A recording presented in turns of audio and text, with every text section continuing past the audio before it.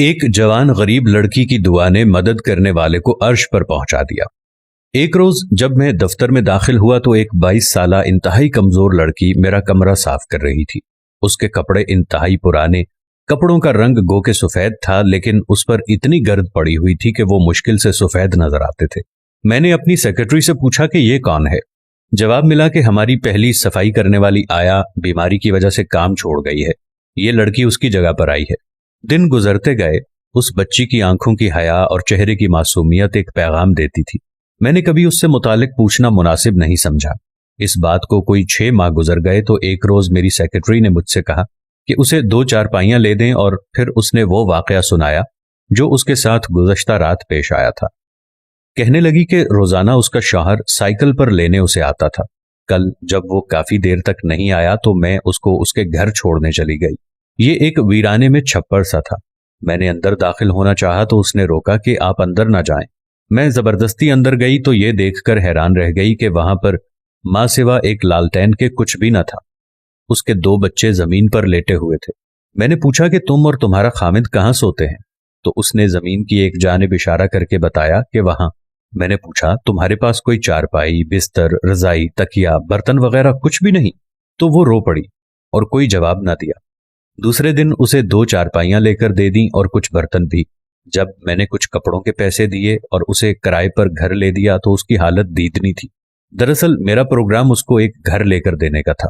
چند روز پہلے میں نے اپنے روزانہ کے معمول کے مطابق دفتر میں صلاۃ التسبیح شروع کی تو قیام کے دوران اچانک محسوس ہوا کہ میں آسمان میں ایسے مقام پر ہوں جہاں فرشتے خداوند قدوس سے براہ راست احکام وصول کرتے ہیں۔ چاروں طرف تا حد نظر سفید لباس میں ملبوس فرشتے ہی فرشتے ہیں۔ اتنے میں رب العزت کی آواز گونجتی ہے کہ ڈاکٹر صاحب کی عبادت کا ثواب 2 گنا کر دو۔ اس کے فوراً بعد تمام فرشتے آپس میں چیمگوئیاں شروع کر دیتے ہیں۔ سب فرشتے حیران ہیں کہ اس بچی نے اپنے پالن ہار رب العزت سے کیا مانگ لیا ہے کہ ایک تو رب العزت نے اس بندے کو تمام عمر کی عبادت کے برابر ثواب بخشا ہے، اور ساتھ ہی ایسی نعمتیں عطا کی ہیں جس کا تصور کرنا بھی مشکل ہے۔ میں نے نوافل مکمل کیے، بچی کو بلایا اور اس وقت میں پھوٹ پھوٹ کر رو دیا اور اس سے استدعا کی کہ وہ ایک بار پھر رب العزت سے میرے لیے ویسی ہی دعا مانگے۔ کچھ دن بعد القاء ہوتا ہے کہ اس نے تو کچھ مانگا ہی نہیں، لیکن جو کچھ بھی آپ نے اسے دیا ہے وہ اتنی خوش تھی، اور جب رات کو وہ چارپائی پر لیٹی تو زار و قطار رو رہی تھی اور زبان پر الحمدللہ تھا۔ رب العزت کو اس کی یہ ادا پسند آئی، اس لیے انعام تو آپ ہی کو ملنا تھا۔ میں نے اگلے روز اس لڑکی کو بلا کر اس کے گھریلو حالات معلوم کیے تو پتہ چلا کہ اس نے انتہائی قسم پرسی کی حالت میں زندگی گزاری ہے۔